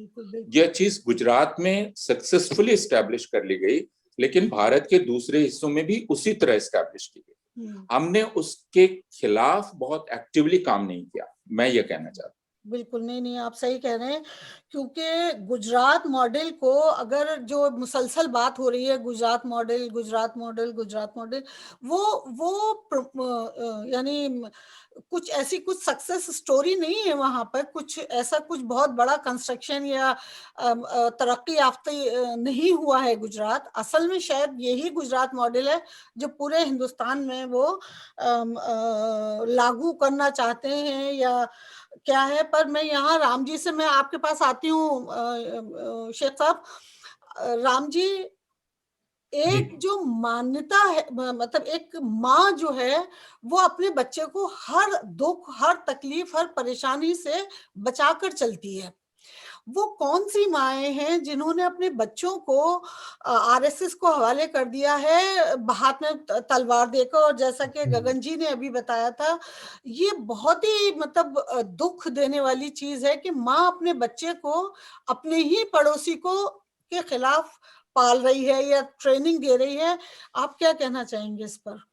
देखिए, ये एक बहुत गहरा विषय है कि जो नफरत फैलाई जाती है, तो नफरत तो शाखाओं के माध्यम से, मीडिया के माध्यम से, किताबों के माध्यम से फैलाई जाती है। और जब उसका एक माहौल बनता है, तो कई तो ऐसे लोग हैं जो मतलब इस विचारधारा से जुड़े हुए नहीं रहते, बट उस टाइम के लिए उनमें एक उन्माद भरा जाता है कि हमारी कम्युनिटी खतरे में है। और भारत में तो विडंबना ये है कि 80% मुसलमानों को, ऐसा 80% हिंदुओं को बताया जाता है कि ये 14% मुसलमान तुम्हारे लिए खतरा है। तो ये उस उन्माद में जो नौजवान हैं वो तलवार उठाते हैं। ये उनमें से कई लोग तो शायद शाखाओं के सदस्य नहीं होंगे, तो इसमें भी एक डिवीजन ऑफ लेबर है। एक जो विचारधारा लेकर चलते हैं, और दूसरा जो विचारधारा के आधार पर नफरत फैलाते हैं, तीसरा जो उस नफरत के आधार पर जाकर दंगे करते हैं। इसमें तो सवाल ये है कि जो समाज में विभाजन का तरीका है, वो मेरे लिए, मुझे लगता है कि केंद्रीय तरीका है नफरत फैलाने का। और जैसे अभी अपूर्वानंद बता रहे थे, एक एक चीज को लेकर जो जिसको मिथक, अंग्रेजी में मिथ्स या स्टीरियोटाइप्स को बहुत प्रचलित किया जाता है, और उसके आधार पर फिर नफरत बनती है। तो उसी में मैं एक और सवाल जोड़ना चाहता हूँ कि ये केवल राजनीतिक सत्ता का सवाल नहीं है जो आप पूछ रही थी कि ये जो सब किया जा रहा है कि ये स्टेट पावर के लिए किया जा रहा है, केवल उतना नहीं है। स्टेट पावर तो है ही, उसी के साथ साथ पूरे समाज में जो वंचित तबके हैं, खास तौर से मुसलमानों को मार्जिन्स पे ढकेलना और दलित और स्त्रियों को दुय्यम दर्जे पर ढकेलना, ये एक लॉन्ग टर्म एजेंडा है। जो गोलवलकर की हम बात करते हैं, सावरकर की बात करते हैं, तो वो जो राष्ट्रवाद देखते हैं, वो राष्ट्रवाद की जड़ें हमारे प्राचीन ग्रंथों में हैं, जहाँ एक वर्ण व्यवस्था है, जन्मजात ऊंच नीच है, और वो ऊंच नीच को मेंटेन कर, क्योंकि अभी हमारा भारतीय संविधान जो आया तो इस ऊंच नीच को नहीं मानता, सबको बराबर मानता है। तो ये जो विचारधारा इसमें पूरी सक्रिय है, ये बराबरी के सिद्धांतों पर नहीं चलना चाहती। तो जो मेरी समझ ये है कि ऊपर से मुसलमानों को और ईसाइयों को टारगेट करो, और जो अंदर की इसकी छुपी हुई बात है, छुपी हुई बात ये है कि यहाँ जो स्त्रियां बराबरी के दर्जे के लिए आ रही हैं, या दलित, अछूत जो पहले थे वो बराबरी के लिए आ रहे हैं, उनकी यात्रा को रोको। और जो यहाँ एक हेजेमनी थी अपर कास्ट मेल की, उसको मेंटेन करो। ये इस राजनीति का मुख्य उद्देश्य है। तो यहाँ माँ का जो सवाल है, कई स्त्रियों में जो माँ हैं, अब उनको कईयों को पता भी नहीं होगा कि उनके लड़के जाकर दंगों में हिस्सा ले रहे हैं, क्योंकि एक वातावरण खड़ा किया जाता है। अभी गुजरात का आपने देखा होगा, एक मोची, उसका पूरा नाम मुझे भूल गया, जो गुजरात के दंगों वो का आमू क्या नाम है उसका, मोची, हाँ, तो अशोक आपको पारमर, अशोक हाँ, पारमर। तो वो देखिए, अब वो उसने दंगों में भाग क्यों लिया, कि वो उस समय एक माहौल क्या खड़ा किया जाता है कि हिंदू समाज खतरे में है, हिंदू औरतों को ये लोग इस प्रकार से कर रहे हैं। तो ये जो माहौल में ये नौजवान बह जाते हैं। एक्चुअली जोश दिला दिया जाता है बहुत ज्यादा। जोश, मुझे उनसे ज्यादा गुस्सा नहीं आता, मुझे गुस्सा उस बात पे आता है ज्यादा जिसके कारण उनको गुस्सा आता है, जो उसके पीछे की ताकतें हैं, जो इस प्रकार के गुस्से को खड़ा करती हैं, उस पर हमारा ध्यान ज्यादा होना चाहिए। दंगों में जिसके हाथ में हथियार होती है, उसके पीछे एक बहुत बड़ी ताकत खड़ी रहती है जो उसके दिमाग पे काम करती है, और वो वहां हमें ज्यादा सोचना चाहिए। बिल्कुल सही, बिल्कुल सही। मैं आपके पास आऊंगी गौरव यात्रा को लेकर, गगन जी। शेख उबैद भाई, आपने सुबह एक इंस्पायर पर डाला था एक आर्टिकल जो बच्चे ने लिखा है यहाँ पर गुजरात के बारे में। बहुत खूबसूरत है और बहुत अच्छे से उस बच्चे ने अपने आप को एक्सप्रेस किया है। मैं आपसे ये जानना चाहूंगी कि यहाँ जो बच्चे पैदा हुए हैं, उन बच्चों को किस तरह से ये आरएसएस और संघ का जो एजेंडा है उसके लिए, क्योंकि हम अपने बच्चों को कोई बात बता नहीं रहे हैं, वहां जा नहीं रहे हैं, देख नहीं रहे हैं, तो किस तरह से बच्चों को इसमें इन्वॉल्व किया जाए? ये बड़ा अच्छा सवाल किया आपने, लेकिन पहले मैं माफी चाहता हूँ कि मुझे जो ज्वाइन करने में देर हो गई जी। देखिए, ये जो फैशिज्म है वो बच्चे, इंसान के बच्चे में जो है कोई वो नफरत लेके पैदा नहीं होता। अभी मैं एक स्टडी पढ़ रहा था कि गेटिसबर्ग की जो बैटल है अमेरिकन सिविल वॉर में, अमेरिकन सिविल वॉर सबसे खतरनाक जंग अमेरिका ने लड़ी थी, जिसमें जितने लोग मारे गए वो दूसरी जंगों में नहीं मारे गए। उसकी मशहूर बैटल है गेटिसबर्ग, जिसमें लिंकन का बड़ा मशहूर तकरीर भी है लिंकन की गेटिसबर्ग एड्रेस में। तो उसमें उन्होंने जो रिसर्च की थी, उसमें बहुत बड़ी तादाद में बंदूकें ऐसी थी, बरमार बंदूकें हुआ करती थी ऊपर से करके, जिनको लोगों ने फायर नहीं किया, फौजियों ने फायर नहीं किया। और बहुत सी बंदूकें ऐसी थी जिसमें वो एक के बाद दीगर जो उन्होंने गोलियां भरते रहे, मतलब भरते थे लेकिन फायर नहीं करते थे। तो इंसान को जो है ना, किसी दूसरे इंसान को मारना बहुत मुश्किल होता है। तो जब ये नफरत के साथ साथ जब डर और खौफ भी सिखाया जाता है, द फियर साइकोलॉजी जो है, द फियर साइकोसिस जो होती है उसमें, फिर आप ये समझते हैं कि भाई जैसा कि अक्सर सांप तो जहरीले नहीं होते, कुछ सांप जहरीले होते हैं, लेकिन डर के इंसान की फितरत होती है कि हर सांप को जहरीला समझ के मारने की कोशिश करता है, सांप के बच्चे को भी। तो जब मेजॉरिटी कम्युनिटी में यह बात बिठा दी गई कि तुम खतरे में हैं, तो फिर आप देखें हिटलर ने वही किया था। मैंने बर्मा टास्क फोर्स का को फाउंडर हूँ, हमने बर्मा की जेनोसाइड में, तो वहां पर भी इस मेजॉरिटी को यही डर दिलाया गया था, और आरएसएस ये काम कर रही है 1925। तो जब फैशिज्म कहीं एक जगह बहुत ज्यादा मजबूती से जम जाता है ना, तो फिर वो खुद से हटता नहीं आसानी से। वो आप लाख पेट्रियार्की खत्म कर दें, लाख मॉडर्निज्म वाले खत्म दुनिया का, German Jews were the most जो है ना secular Jews, they were the most reform type of Jews compared to Eastern Europe and even America before the World War I. और बहुत ज्यादा वो फैब्रिक का हिस्सा थे। तो उसके बावजूद उनकी नहीं हुई। बॉस्नियन मुसलमानों का वो हिस्सा था। बॉस्नियन मुसलमान में मुसलमान कौन है, सर्ब कौन है पता नहीं था, आपस में शादियां हुआ करती थी। तो जब फैशिज्म हो जाता है तो फिर आपको उससे डिफेंड करना पड़ता है, पॉलिटिकली, डेमोक्रेटिकली, और बाहर से दबाव डालना पड़ता है। तो जब बाहर दबाव डालने की बात आती है तो हमें इस को कि दुनिया के सबसे लार्जेस्ट डेमोक्रेसी में फैशिज्म, वो लोग जिन्होंने गांधी को कत्ल किया था, जो कि जेनोसाइड करना चाहते हैं, वो हुकूमत कर रहे हैं। तो ये बात हमको अमेरिका में लानी है और ये बच्चों को हमें सिखानी है। तो ये जो बच्चे ने आर्टिकल लिखा था वो हिंदुस्तानी भी नहीं है, उसने 17 साल की उम्र में उसने किताब भी लिखी है, ब्लैक अम्ब्रेला, जो कि छोटी सी किताब है, अमेज़न पे मिल जाएगी, आपको लेकर पढ़ ले। उसने खुद से रिसर्च करके इस पे लिखा फिर, क्योंकि वो हमारे ग्रुप्स में था और हम जो है ना, हमने ये नया अलायंस बनाया, alliance to save and protect America from infiltration by religious extremist, Aspire के नाम से, क्योंकि हम नहीं चाहते कि अमेरिका भी उसी राह पे चल पड़े जिस पे कि हिंदुस्तान चल पड़ा है और काफी आगे निकल गया है। तो इसके लिए हमने जो अलायंस बनाया था, उसी की हम वेबिनार सीरीज वगैरह भी कर रहे हैं, तो उसके जरिए बच्चे ने लिखा था। तो ये चीजें हमें यहाँ पर सिखाना है, कॉलेज कैंपसेस में ये बात लानी है। जिस तरह के फलस्तीन के इशू को ज्यूइश लोगों ने पिकअप किया है, स्टूडेंट्स ने, आप देखेंगे फलस्तीन के जो प्रोपोनेंट्स हैं इस वक्त, फलस्तीन के जो हिमायती है अक्सर कॉलेज कैंपसेस में, वो यंग यहूदी हैं, सिर्फ अरब तो हैं ही हैं, लेकिन साथ यहूदी, ईसाई और यहूदी इसमें आगे आगे। तो जब ये जो है ये मेजॉरिटी कम्युनिटी के ज़मीर का मसला हो जाता है। देखना यह है कि हिंदुस्तान की हिंदू अक्सरियत में वो अच्छाई है नहीं है जो अमेरिका की वाइट अक्सरियत में थी, जिन्होंने मार्टिन लूथर किंग का साथ दिया था। तो ये हम जो है अपने आप को सेक्युलर बनाने के चक्कर में और ज्यादा पड़े हैं और नेशनलिस्ट बनाने के चक्कर में पड़े, वो नहीं होगा। आप कोशिश करें कि मुत्तहिद हों, कोशिश करें कि अलायंसेस बनाएं दलित से, सिखों से, दूसरे माइनॉरिटी से, मॉडरेट हिंदुओं से। और आप ये जो ना जो आरएसएस टाइप के लोग हैं या सॉफ्ट हिंदुत्ववादी कांग्रेस में जिन्होंने आरएसएस को ऊपर लाया, उनको अपील करना बंद कर दिया। हिंदुस्तान के मुसलमानों को ये करना चाहिए और हम बाहर से दबाव डाल के रखें।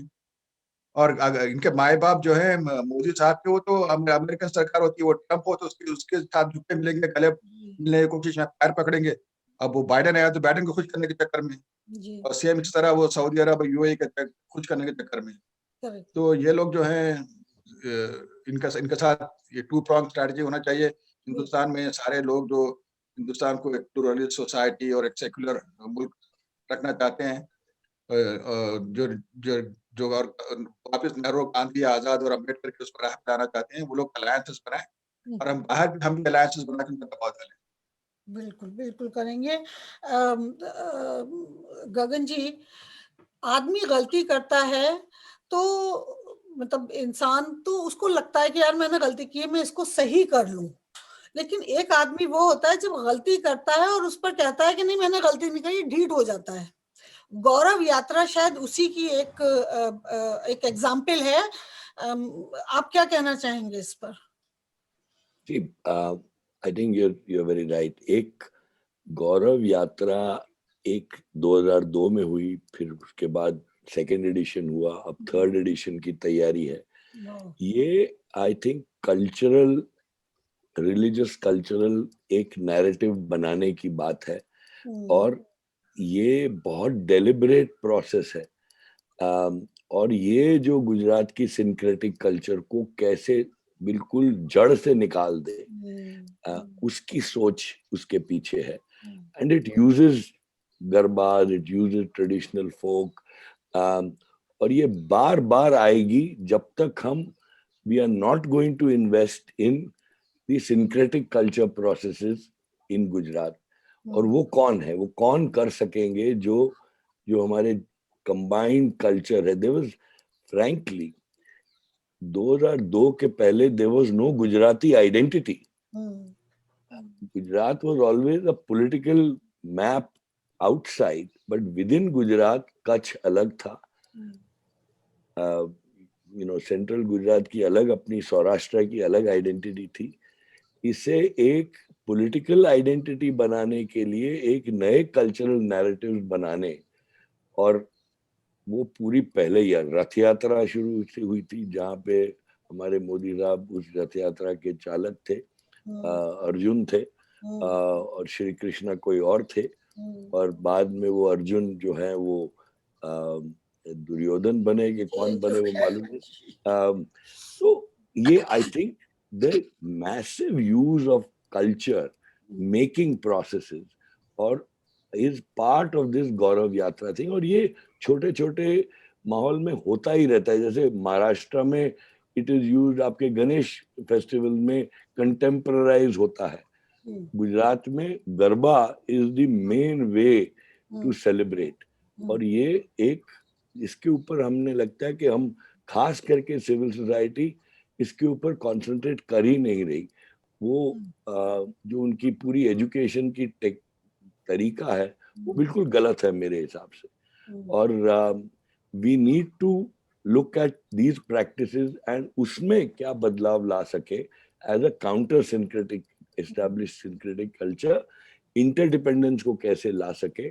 आप देखिए, एक तो लाइवलीहुड की जो पूरी इंटरडिपेंडेंस तोड़ दी गई 2002 के बाद, आदिवासी और जो मुसलमान थे उनकी एक इकोनॉमिक इंटरडिपेंडेंस थी। होटल्स जो जला दिए गए, जिनके उन्होंने अपने नाम बदल दिए गए, तो ये सब नामकरण को अलग करना, एग्जिस्टिंग कल्चरल प्रैक्टिसेस को एक नए नैरेटिव में ढालना, ये सब बहुत सिस्टमैटिकली हो रहा है। इसलिए मैं, जो राम जी कह रहे हैं, I fully agree with him कि इसके पीछे दिस इज नॉट जो वायलेंस करते, hate is converted to violence very easily जब उसके पीछे सोचने वाले इसको कॉन्स्टेंटली सोच रहे हों और पैसा लगा रहे हों। There's a huge resource. ये सबसे बड़ी बात है। Huge resource mobilization, और उसमें sorry to say but US is contributing a big way into that. मैं तो सफर कर रही हूँ एक्चुअली क्योंकि मैं यहाँ देखती हूँ, जब मैं आई थी तो कुछ करने को था नहीं बहुत ज्यादा, ये 2003 की बात है, तो मैं बड़ी परेशान रहती थी कि I have to do something, मैं घर में अकेली नहीं बैठ सकती, मुझे कुछ काम चाहिए। तो मैंने मूव करना शुरू किया सोसाइटी में। अब मैं एक सूफी सिंगर आ रहे थे, उनकी प्रोग्राम में गई, वहां सिर्फ सिख बैठे हुए। भाई आप कैसे आई हैं रजिया जी यहाँ पे? कि भाई मैं क्या मतलब, मुझे सूफी गाने अच्छे लगते हैं, मैं सुनने आई हूँ। हाँ, लेकिन ये तो सिर्फ सिखों का प्रोग्राम है ना, ये तो सिर्फ गुजरातियों का है ना, घर पर तुम क्या करोगी यहाँ? तो वो चीज मैंने फेस की कि ये क्या हो रहा है यार। उस वक्त समझ में नहीं आई थी चीजें, लेकिन अब क्लियर हो रही हैं कि ये एक मेंटलिटी बना दी गई है। और हमारा बहुत पढ़ा लिखा एलीट जो तबका है हिंदुस्तान से, जो बहुत पढ़े लिखे लोग आए हैं, वो मिलियंस डॉलर दे रहे हैं। इतनी सारी, अभी मेरी उनसे महमूद पराचा साहब का इंटरव्यू कर रही थी, तो उन्होंने बोला कि 3,500 अमेरिकन ऑर्गेनाइजेशंस हैं जो नॉन प्रॉफिट के नाम पर हमारे यहाँ के टैक्स पेयर का टैक्स इंडिया जा रहा है, just to kill the people, अपने ही लोगों को मारने के लिए। और ये शायद गुजरात कांड से भी ज्यादा तकलीफ दे है कि ये काम पढ़े लिखे लोग कर रहे हैं। ये काम वहां पे अगर उन्होंने मारा तो वो जाहिल थे, वहां अगर ये सब हो रहा तो हम उनको जहालत के खाने में डाल सकते हैं, पर इनको क्या कहें, यहाँ क्या करें? और मुझे वही कह रहा हूँ कि कौन सा वतन चाहते हैं आप, वतन की बात की आपकी प्रोग्राम ये मैं सवाल क्या कहूँ। और अमेरिका में एक और वतन चाहते हैं और हिंदुस्तान में एक और वतन चाहते हैं, ये कौन सा स्किज़ोफ्रेनिया है? जी जी जी जी बिल्कुल सही है। क्योंकि जिस वक्त बाबू बजरंगी लाल ने कहा था कि मैंने फोन किया और मुझे ये बताया गया कि तुम्हारे पास 3 दिन है, तुम्हें जो करना है कर लो, तो ये खुली छूट थी सिस्टम की तरफ से अवाम को, उस क्राउड को जिसको आपने तैयार किया है पिछले कुछ सालों में और पिछले कुछ सदियों में। लेकिन ये कहना कि तुम हिंदू मुस्लिम दोनों अगर मिलकर रहना भी चाहो तो हम नहीं रहने देंगे। राम जी क्या कहना चाहेंगे आप इस पर? जी, ये देखिए, ये सवाल तो ये है कि ये संकीर्णता, नैरोनेस, ये पूरा ये जो राष्ट्रवाद रहता है, धर्म के नाम का राष्ट्रवाद, पहले तो जैसे ये शुरुआत होता है एक धर्म और दूसरे धर्म के बीच में, फिर वो धर्म के अंदर ही जो कुछ लोगों को मार्जिनलाइज करता है। इसके लिए सबसे बेस्ट एग्जांपल तो पाकिस्तान का है। पाकिस्तान में आप देखिए, इस्लाम के नाम पे पाकिस्तान बना तो पहले हिंदू और क्रिश्चियन मार्जिनलाइज किए गए, अभी मुसलमानों के अंदर अहमदिया, शिया, उनको टारगेट किया जा रहा है। तो ये 2 प्रकार की विचारधारा चलती है। एक जो खुली मानवता की विचारधारा है, जहाँ जो गगन जी कह रहे थे सिंक्रेटिक कल्चर, और भारत तो इसका सबसे अच्छा उदाहरण है, जहाँ हिंदू, मुसलमान और बाद में क्रिश्चियंस का इन्फ्लुएंस यहाँ पूरे समाज पर रहा है। और दूसरी तरफ जब आप संकीर्णता लाते हैं तो उस संकीर्णता में वो मूल तत्व फंडामेंटलिज्म जिसको कहते हैं, वो और नैरो होते जाता है और बाकी लोगों को बाहर करना जाता है। तो आप ऐसा मत समझिए कि ये केवल आज मुसलमान और क्रिश्चियंस तक मामला सीमित है। अगर ये प्रक्रिया आगे जाती है तो हिंदुओं के अंदर जो लोग इनके विचारों से सहमत नहीं होंगे उनको अलग किया जाएगा, उनको टारगेट किया जाएगा। और जहां तक मेरी समझ है, इस पूरी समझ में एक तरफ से दलित और दूसरी तरफ से औरतें, इनको इनडायरेक्ट तरीके से दबाने की कोशिश, इनके हकूक को कम करने की कोशिश वो तो चलती रहेगी। तो ये सवाल यही है कि आज हम किस प्रकार का देश चाहते हैं, किस प्रकार का भारत चाहते हैं, जिसका सपना जैसे गांधी, नेहरू, मौलाना आजाद जैसे लोगों ने देखा था, या जो बात सावरकर, गोलवलकर ने कही, और उनके जो भी आइडल्स हैं वो कोई इंडियन कॉन्स्टिट्यूशन के वैल्यू से मेल नहीं खाते। उन्होंने तो इंडियन कॉन्स्टिट्यूशन का विरोध बहुत सालों तक किया। अभी वो जवानी जमा खर्च के लिए इंडियन कॉन्स्टिट्यूशन को मानते हैं, जब मौका आए तो उसके खिलाफ पूरे एक्शंस लेते हैं। तो जो वतन हम बनाना चाहते थे, गांधी, नेहरू, मौलाना आजाद, और इवन उसमें जो वैल्यूज थी, उन्होंने भगत सिंह की वैल्यूज को भी लिया, अंबेडकर के वैल्यूज को भी लिया, और एक वो संविधान बना जो हमारे लिए बहुत महत्वपूर्ण डॉक्यूमेंट है। तो दूसरी तरफ जो है कि भाई हमारे वैल्यूज तो वो ग्रंथों में हैं जो 2000 साल पहले थे, या हमारा आदर्श तो वो राजा है जिसने 8वीं शताब्दी में सिंध में राज किया। तो वो एक नैरोनेस आ जाती है। भारत का जो, मैं बचपन में भी जो ऐसे पढ़ता था तो बहुत अच्छा लगता था, विविधता में एकता। फिर वो पंडित जवाहरलाल नेहरू की किताब डिस्कवरी ऑफ इंडिया, और उस पर बनी भारत एक खोज में जब देखते हैं, फिर एक आप उदाहरण लीजिए, एक ही उदाहरण ले लीजिए उस्ताद बिस्मिल्लाह खान का। अब उनसे अच्छा शहनाई बजाने वाला कौन होगा, पर वो रहते कहाँ हैं? हिंदुओं की पवित्र नगरी बनारस में। कहाँ बैठते हैं? मंदिरों की सीढ़ियों पे बैठते हैं। इसके उदाहरण आपको हजारों मिल जाएंगे जो बहुत प्यारे उदाहरण है। जैसे आप सूफी महफिल में गई, अब सूफियों को मानने वाले कौन थे? हिंदू भी थे, मुसलमान भी थे। तो ये जो एक तरीका है जहां हम इन बाउंड्रीज को भूल के इंसानियत के आधार पे चलना चाहते हैं, और दूसरी तरफ इंसानियत को अलग रख के बाउंड्रीज बनाना चाहते हैं। तो ये जो राष्ट्रवाद नफरत पैदा करता है, ये ज्यादा से ज्यादा बाउंड्रीज बनाता है। शुरुआत में कुछ लोगों को लगता है ये बाउंड्रीज तो मेरे फायदे के लिए है, पर बाद में आप जाके देखेंगे तो वो बाउंड्रीज सबके नुकसान के लिए रहते हैं, कुछ पावरफुल लोगों को छोड़कर। बिल्कुल, बिल्कुल नहीं, बिल्कुल सही है, बिल्कुल एग्री कर रही हूँ मैं। अपूर्वा जी, अभी जैसा कि राम जी ने कहा कि अगर कुछ इस तरह की सोच जब बहुत ज्यादा डेवलप होती है और आगे चलती है तो विद इन द कम्युनिटी, यानी अगर ये सिर्फ हिंदू मुस्लिम का नहीं रह जाएगा, अगर ये जिस तरह की पावर गेन कर रहे हैं उसमें अगर इनकी आइडियोलॉजी के खिलाफ कोई जाएगा तो फिर ये नहीं देखेंगे कि वो हिंदू है या मुसलमान है, वो अपने अंदर के लोगों को भी, अपने खिलाफ जाने वालों को वो उनकी गिरफ्त करेगा। और हम ये देख रहे हैं कि अभी ये हुआ है पिछले कुछ हफ्तों में कि हमारे 2-3 स्टूडेंट्स को बेचारों को, भाई वो तो हिंदू थे ना, उनको क्यों जेलों में डाला गया? तो आपका क्या टेक? देखिए, अगर आप गोलवलकर को पढ़ेंगे या राष्ट्रीय स्वयंसेवक संघ के विचारधारा को देखेंगे तो उन्होंने 3 दुश्मन अपने बताए थे, और उसमें एक खाना इन्होंने बनाया था कम्युनिस्टों का। तो मुसलमान हैं, उसके अलावा कम्युनिस्ट एक दुश्मन है। अब कम्युनिस्ट एक ऐसी कैटेगरी है जिसको आप इलास्टिक की तरफ फैला देते हैं। कम्युनिस्ट कौन है? हर वह व्यक्ति कम्युनिस्ट हो जाता है जो सांप्रदायिकता का या बहुसंख्यकवाद का या मेजॉरिटेरियनिज्म का विरोध करता है, हर वो व्यक्ति। अब कम्युनिस्ट के लिए एक नया लफ्ज चला है हिंदुस्तान में, वह है अर्बन नक्सल या माओइस्ट। तो आप माओइस्ट से ये ना समझें कि उसको दरअसल लाल किताब पे भरोसा करना जरूरी है। हर वह शख्स अब माओइस्ट है या सस्पेक्टेड माओइस्ट है या अर्बन नक्सल है जो मेजॉरिटेरियन पॉलिटिक्स का विरोध करता है।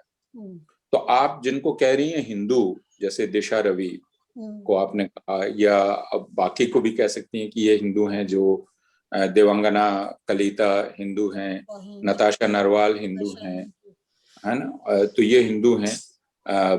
भाई भीमा कोरेगांव मामले में जितने लोग पकड़े गए हैं उनमें ज्यादातर हिंदू हैं, दलित भी हैं। तो लेकिन इन सबको कहा जाता है ये हिंदू नहीं है, ये रेनिगेड हिंदू हैं, ये गद्दार हिंदू हैं, ये दरअसल कम्युनिस्ट हैं, और अब इनको अर्बन नक्सल या माओइस्ट कहा जाता है। तो ये जो परिभाषा थी आरएसएस की कि कौन दुश्मन है, जिसमें एक दुश्मन उन्होंने कम्युनिस्ट आइडेंटिफाई किया था, ये उससे फिट करता है। इसलिए मैं मतलब यह बात सही है कि इस एजेंडा के खिलाफ जो भी जाएगा, उसकी जो भी पहचान होगी, उसको निशाना बनाया जाएगा। लेकिन दूसरी यह बात भी हमें समझने की है कि दो प्रोसेस साथ साथ चलती है। एक हिंदू बनाने की प्रोसेस, तो हम आमतौर पे ये मानते हैं कि यह दरअसल उच्च वर्ण, उच्च जाति की एक विचारधारा है जो सही है, लेकिन ये एक बॉन्डिंग, एक जुड़ाव जिसको हिंदू जुड़ाव कहते हैं, और एक सेंस ऑफ एम्पावरमेंट, तो उसमें दलितों को लाया जाता है, उसमें अदर बैकवर्ड कास्ट को लाया जाता है, ओबीसीज को लाया जाता है, ईबीसीज को लाया जाता है, एक्सट्रीमली बैकवर्ड कास्ट को लाया जाता है। इसलिए इस वक्त जो हिंदुत्व की या आरएसएस की विचारधारा का जो सबसे जबरदस्त आधार है, वो जबरदस्त आधार अदर बैकवर्ड कास्ट और दलित्स इनमें है। तो हम कहीं अपनी जो परिभाषा करने की हमारी आदत है, जिसमें हम ये कहते रहते हैं कि ये ब्राह्मणिकल आइडियोलॉजी है, जो बिल्कुल सही है, आइडियोलॉजी के रूप में ये दरअसल एक ब्राह्मणिकल आइडियोलॉजी है, लेकिन इस ब्राह्मणिकल आइडियोलॉजी से प्रभावित तबके अब तकरीबन सब हैं जो हिंदू फोल्ड में आते हैं। इस चीज को अगर हम नहीं समझेंगे तो इसका मुकाबला भी नहीं कर पाएंगे। गगन ने शुरू में ये कहा था, और कि इनका जो तरीका है वो ये कि ये फ्रैगमेंट करते हैं। तो आइडेंटिटीज को इन्होंने फ्रैगमेंट किया। जैसे उत्तर प्रदेश में अगर आप जाएंगे, बिहार में जाएंगे, तो बैकवर्ड कास्ट को छोटे छोटे फ्रैगमेंट्स में बांट दिया। अब हर फ्रैगमेंट को इन्होंने कहा कि मैं तुम्हें अपनी आइडेंटिटी दूंगा। राजभर समुदाय है, राजभर समुदाय को मैं आइडेंटिटी दूंगा, निषाद समुदाय को आइडेंटिटी दूंगा। तो अब निषाद समुदाय से ये लार्जर हिंदू इंटरेस्ट सीधे नेगोशिएट कर रहा है। तो उसके चलते होता क्या है? उसके चलते होता यह है कि ये सारी कम्युनिटीज डिसएम्पावर हो जाती हैं, जबकि इनको लगता है कि ये एम्पावर हो रही हैं, क्योंकि इनकी मोलतोल करने की ताकत घट जाती है और ये लार्जर हिंदू फोल्ड में शामिल हो जाते हैं। तो ये एक बहुत आप इंटरेस्टिंग इसको कह सकती हैं प्रोसेस चलती है, जिसमें सिर्फ एक कॉमन चीज है। कॉमन चीज ये है कि आपके सामने मुसलमान को खड़ा किया गया है, मुस्लिम थ्रेट को खड़ा किया गया है, और कहा जा रहा है कि तुमको इससे बचना है और तुमको इस पर कब्जा करना है। ये एक कॉमन चीज की जा रही है। तो यह बात हमें समझनी चाहिए कि जो हिंदू पकड़े, अब जैसे दिशा रवि पकड़ी गई, दिशा रवि को गिरफ्तार किया गया, उसके अगले दिन से क्या प्रचार शुरू हो गया कि दिशा रवि का नाम दिशा रवि नहीं है, दिशा जोसेफ रवि है। जी। अब ये बहुत दिलचस्प था। मान लीजिए उसका नाम दिशा जोसेफ रवि भी है, तो क्या दिक्कत है? क्या एक ईसाई कोई राजनीतिक विचार नहीं रख सकता? लेकिन इन सब का अर्थ क्या है? क्या करने की कोशिश की जा रही है कि उन हिंदुओं के खिलाफ ज्यादा नफरत भरी जाती है, क्योंकि कहा जाता है कि ये जयचंद हैं, ये गद्दार हैं, और ये हमारे भीतर के सांप हैं, इनको पहले मारना जरूरी है। तो यह बात समझना बहुत आवश्यक है हमारे लिए। बिल्कुल। तो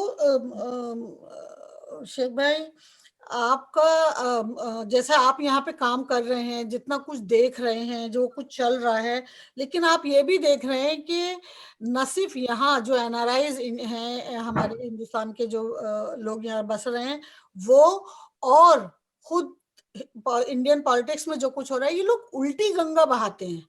ये आप पे इल्जाम लगाएंगे और वही जो खुद करेंगे उसका इल्जाम वो आपको दे देते हैं। तो इसको किस तरह से हैंडल किया जाए? इसलिए बहुत जरूरी है कि हम अपनी गलतियों से सीखें। देखें, सबसे बड़ा खतरा डेमोक्रेसी को जो होता है वो मेजॉरिटेरियनिज्म, क्योंकि माइनॉरिटीज को इतना पावर मिलकर वो कब्जा करें बहुत दूर की बात होती है। तो इसलिए हर जो डेमोक्रेसी को चाहिए कि अपनी माइनॉरिटीज को वो सिक्योर महसूस करवाए। हिंदुस्तान में हुआ था कि जो पाकिस्तान बन गया था, और उसका भी ब्लेम मैं कांग्रेस को देता हूँ कि जिन्ना जैसे सेक्युलर आदमी को आपने फोर्स किया कांग्रेस से निकलने के लिए। तो वो मुसलमानों को अपने आप को साबित करना पड़ा कि नहीं जी हम देशभक्त हैं, और मुस्लिम लीडर्स ने उसमें गलती की। और वो जो नेशनलिज्म की, और मैं ज्यादा जो है ना अमेरिका आने के बाद, फैशिज्म को स्टडी करने के बाद, अमेरिका की जो गलतियां थी उनको मैं ये नहीं समझता कि हमको कोई सेक्रेटरी कल्चर में बहुत ज्यादा जोर देना चाहिए। हमें जोर देना चाहिए कि हिंदुस्तान में हर मजहब के लोगों को इक्वल हक है, बिल्कुल। और उन लोगों को भी जो मजहब को फॉलो नहीं करते। अब जो कम्युनिस्ट और एथियस्ट पे जो मार पड़ रही है, तो सबसे बड़े जो इंटेलेक्चुअल्स को जो कत्ल किया उन्होंने, वो तो मुसलमान नहीं थे, या तो हिंदू थे या एथियस्ट थे, बॉर्न हिंदूज थे। तो सबको ये गलती का एहसास होना चाहिए कि अब हम वो बात छोड़ दें सूफीज्म और भक्ति की। जो लोग सूफीज्म पे यकीन रखते हैं ना रखते हैं, तो मजहब पे यकीन रखते हैं ना रखते हैं, तो चाहे जिस मजहब देख लो, हर एक को इक्वल राइट्स है। बात करें कॉन्स्टिट्यूशन की, वरना होगा ये कि फिर जो है ना, जो जो तिलक थे और गांधी जी से जो गलतियां हुई थी कि मजहब को बीच में लाया, जो मुसलमानों से गलतियां हुई थी कि मजहब को पॉलिटिक्स में लाए, उससे बहुत बड़ी गलती हो जाती है। आप फ्रांस की तरह एंटी रिलीजियस सेकुलरिज्म ना लाए, आप एक ऐसा प्लूरलिज्म लाए जिसमें मजहब आपके साथ ही मामला है, जो चाहे कर लें। और लेकिन वतन की तरक्की में सबका हिस्सा है, वतन में सबको मेहनत करनी चाहिए। ये बात देखें कि हैदराबाद के फॉल के बाद जो डेलीगेशन हैदराबाद का गया था, उसमें बहुत से हिंदू थे, एक दो मुसलमान थे। वो मोरारजी देसाई बॉम्बे के जो वजीर आजम थे, उनसे मिलने के लिए उन्होंने शिकायत की कि भाई ये मुसलमानों के साथ डिस्क्रिमिनेशन शुरू हो गया है वहां पर, क्योंकि मुसलमान काफी पढ़े लिखे थे हैदराबाद रियासत में। तो मोरारजी साहब ने कहा था कि भाई गांधी जी ने हरिजन को ऊपर उठाया है, तो उनकी जगह फिल करने के लिए तो किसी को होना चाहिए। तो ये जो मेंटालिटी थी, वो उस मेंटालिटी, हम सिर्फ और सिर्फ आरएसएस पे फोकस ना करें। हम ये, मैं इसको ब्राह्मणिकल नहीं कहता, ब्राह्मणिकल सुपीरियर सुप्रीमेसिज्म कहता हूँ, क्योंकि बहुत से ब्राह्मण्स अच्छे ऐसे हैं जो हमारे साथ साथ लड़ाई कर रहे हैं, मेरे बेहतरीन दोस्तों में से हैं। तो ये जो सुप्रीमेसी है कैस्ट सिस्टम की और हिंदुइज्म की सुप्रीमेसी रखें जिसमें ब्राह्मण टॉप पे हो, इससे बचने का बेहतरीन ये है कि आप एक ऐसे प्लूरलिज्म की, ऐसे सेक्युलरिज्म की बात करें जिसमें सारे लोग जो है ना, वो चाहे सूफीज्म पे यकीन रखते हो ना रखते हो, मजहब फॉलो करते ना करते हैं, हर एक इक्वल है। और इसमें जो है आपको शुरू करना पड़ेगा बचपन से पढ़ाने में। अगर आपने स्टूडेंट को पढ़ाया है, ये जो मैंने भी पढ़ी तारीख, उसमें इसलिए राम भाई का बहुत बड़ा कंट्रीब्यूशन है कि वो जो सिखाते हैं सही तारीख, कि वो तारीख हम पढ़ के मुझे खुद अपने आप से नफरत होनी चाहिए थी। हमने जिसमें कि बताया गया कि मुसलमान आए, उन्होंने मुल्क को तबाह किया। फिर बात तो ये है कि जैसा कि वो राम भाई कहते हैं, वो राजा और the only time India attack central Asia, इसकी बात बहुत कम लोग करते हैं, क्योंकि मुझे तारीख से बहुत इंटरेस्ट है, तो मैंने स्टडी की भी है। वो शाहजहां के जमाने में हुआ था कि बलख तक मुगल फौजें पहुंच गई थी उज्बेकिस्तान को कॉन्कर करने के लिए। तो बलख का गवर्नर किसको बनाया? बादशाह ने, मुगल बादशाह ने, वो जय सिंह को बनाया। एक मुस्लिम इलाका सेंट्रल एशिया का पता करके उसका गवर्नर बना रहा है हिंदू को, तो वो हिंदू मुस्लिम चीज थी नहीं।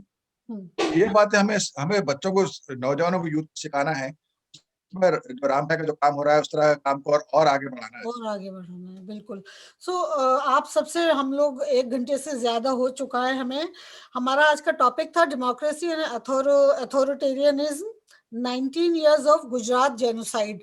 आप लोग इस पर एनआरआईज जो हमारे हिंदुस्तानी हैं, वो क्या और किस तरह से रोल प्ले कर सकते हैं, और आप लोगों का फाइनल टेक, राम जी। देखिए, ये एनआरआई का मैं सबसे महत्वपूर्ण बात तो ये मानता हूँ कि वहीं जो बाकी इंडियंस हैं, उनके बीच में भी यहाँ का जो सिम्पल कल्चर है, यहाँ के कॉन्स्टिट्यूशन की वैल्यूज है, उसके लिए हमारे कुछ दोस्त काम कर रहे हैं, जैसे शेख उबैद भाई हैं, और भी बहुत सारे दोस्त हैं, सबका नाम तो मैं ले नहीं सकता।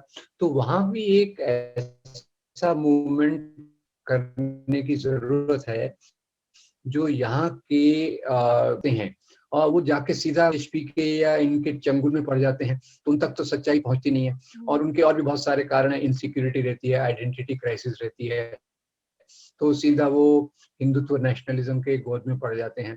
तो मेरे ख्याल से वहाँ अमेरिका में रह के सबसे जरूरी बात तो ये है कि वहाँ जो भी आरएसएस की विचारधारा को सपोर्ट करते हैं, उनसे एंगेज करना। और उनसे एंगेज करने में एक तरीका, तो जैसे छोटा सा तरीका ये है कि इसकी बुनियाद में, कई लोगों की बुनियाद में, वो जो इतिहास की हिस्ट्री की जो गलत समझ है, वो बहुत रोल प्ले कर। दूसरा ये है कि वहां रहकर भी जो वहां के बच्चों में काम करना और सेक्युलर वैल्यूज को फैलाना और उसके आधार पे अगर आपके इंडिया में जो सपोर्ट कॉन्टैक्ट ग्रुप्स हैं उनको आप किस प्रकार से एनकरेज कर सकते हैं, डायरेक्टली इनडायरेक्टली, ये मेरे ख्याल से 2-3 चीजें हैं। और बाकी तो आप स्थानीय धरातल पर भी, क्योंकि अमेरिका इतनी बड़ी कंट्री है, पावरफुल कंट्री है, और वहाँ का जो इंडियन डायस्पोरा है, इंडियन डायस्पोरा में कम्युनलिज्म का इम्पैक्ट कम करना, ये मेरे ख्याल से सबसे बड़ी जिम्मेदारी है।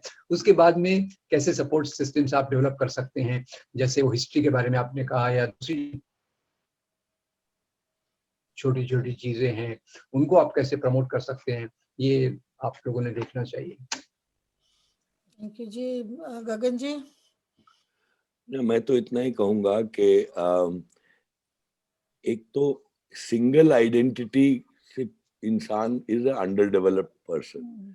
जब मेरी बहुत सारी आइडेंटिटीज को मैं साथ में लेके जाऊं और मैं कोई एक आइडेंटिटी को, जिसे कहते हैं, खास करके एक नेशनल आइडेंटिटी को सबसे ऊपर रखूं, आई थिंक ये सबसे बड़ा प्रॉब्लम है। तो कैसे मैं मल्टीपल आइडेंटिटीज से अपने आप को ढालूं, और जो आपने कहा कि वतन, मैं हूँ यूएस सिटीजन, तो वो आइडेंटिटी के साथ मैं हूँ एनआरआई, वो आइडेंटिटी को मैं कैसे देखता हूँ और उसमें क्या कॉन्ट्रडिक्शंस मैं ला रहा हूँ, और अपने खुद में, खुद के देश में भी देखें कि मैं उसे कैसे आगे बढ़ा रहा हूँ। मेरी जो इंडिया में हो रहा है, क्या मैं I am even promoting that in the US. I think that is something.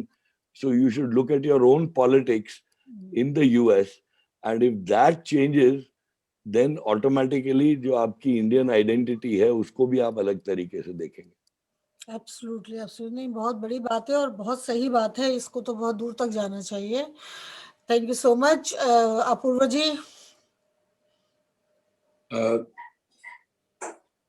इस सवाल का जवाब इसमें छिपा हुआ है कि हम किस तरह की जिंदगी जीना चाहते हैं, किस तरह का समाज चाहते हैं। यह सवाल अमेरिका में जाकर बाहर के मुल्कों से बसे हुए लोगों को पूछना चाहिए। वो किस तरह की जिंदगी खुद अपने बच्चों को, अपने परिवार को देना चाहते हैं। जाहिर है, जैसा गगन ने कहा कि वे खुद को एनरिच करना चाहते हैं, और एनरिच करने का मतलब है उनमें और आइडेंटिटीज जुड़े और रिश्ते जुड़े, वो एक ही किस्म के लोग होके न रह जाए। तो आप एक ऐसा अमेरिका चाहते हैं, आप एक ऐसा वॉशिंगटन चाहते हैं जहां अगर आपको सुकून मिलता है पूजा करने से, या आपको सुकून मिलता है नमाज पढ़ने से, तो उसका मौका आपको मिल सके, यही चाहते हैं ना आप। और आपको कोई नफरत की निगाह से ना देखे, आपको कोई हीन न समझे, यह चाहते हैं। तो अगर यह अपने बारे में आप चाहते हैं, तो यह चीज दुनिया में हर कोने में होनी चाहिए। अगर कहीं भी कमी होती है तो उसका असर आप पर पड़ेगा। इस बात को, जो क्लाइमेट के बारे में हमारी समझ है कि ये नहीं हो सकता कि पृथ्वी के एक जगह ही क्लाइमेट चेंज का असर पड़े। अगर ग्लेशियर पिघलेंगे तो उसका असर रेगिस्तान पर भी पड़ेगा। यह इंटरकनेक्टिविटी हमें समझनी चाहिए, अपनी जिम्मेदारी समझनी चाहिए। जो लोग अमेरिका चले गए हैं उन्हें सिर्फ ये नहीं समझना चाहिए कि उनको तो एक सेफ हेवन मिल गया है, क्योंकि वहाँ फर्स्ट अमेंडमेंट भी है और माइनॉरिटी राइट्स को प्रोटेक्ट करने के इंस्टीट्यूशनल इंतजामात, सॉलिडारिटीज हैं। लेकिन उस चीज को वो हिंदुस्तान में कमजोर कर दें और खत्म कर दें, तो अमेरिका में वो हिफाजत से रह पाएंगे, यह कल्पना करना कठिन है। नैरोली इसको इस तरह से देखा जा सकता है बिल्कुल, कि जिंदगी का कौन सा फलसफा वो अपने लिए चुन रहे हैं।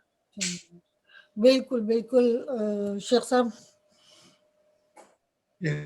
अमेरिका में हमें काम करने में निस्बतन बहुत आसानी है, क्योंकि जो रूल ऑफ लॉ है उसकी वजह से। लेकिन साथ साथ अमेरिकन एजुकेशन सिस्टम में खुद अमेरिकन बच्चों को पढ़ाया जाता है कि अमेरिका ने जो कुछ किया यहाँ नेटिव अमेरिकन या रेड इंडियंस के साथ, या अफ्रीकन अमेरिकन के साथ, या फिर चाइनीज लेबरर्स, या फिर कैथलिक्स, आयरिश और इटालियंस के साथ, और दुनिया में जो कुछ किया गलतियां सिखाई जाती हैं ताकि वो बच्चे उससे सीख सके। तो बच्चे जानते हैं कि रेसिज्म गलत है।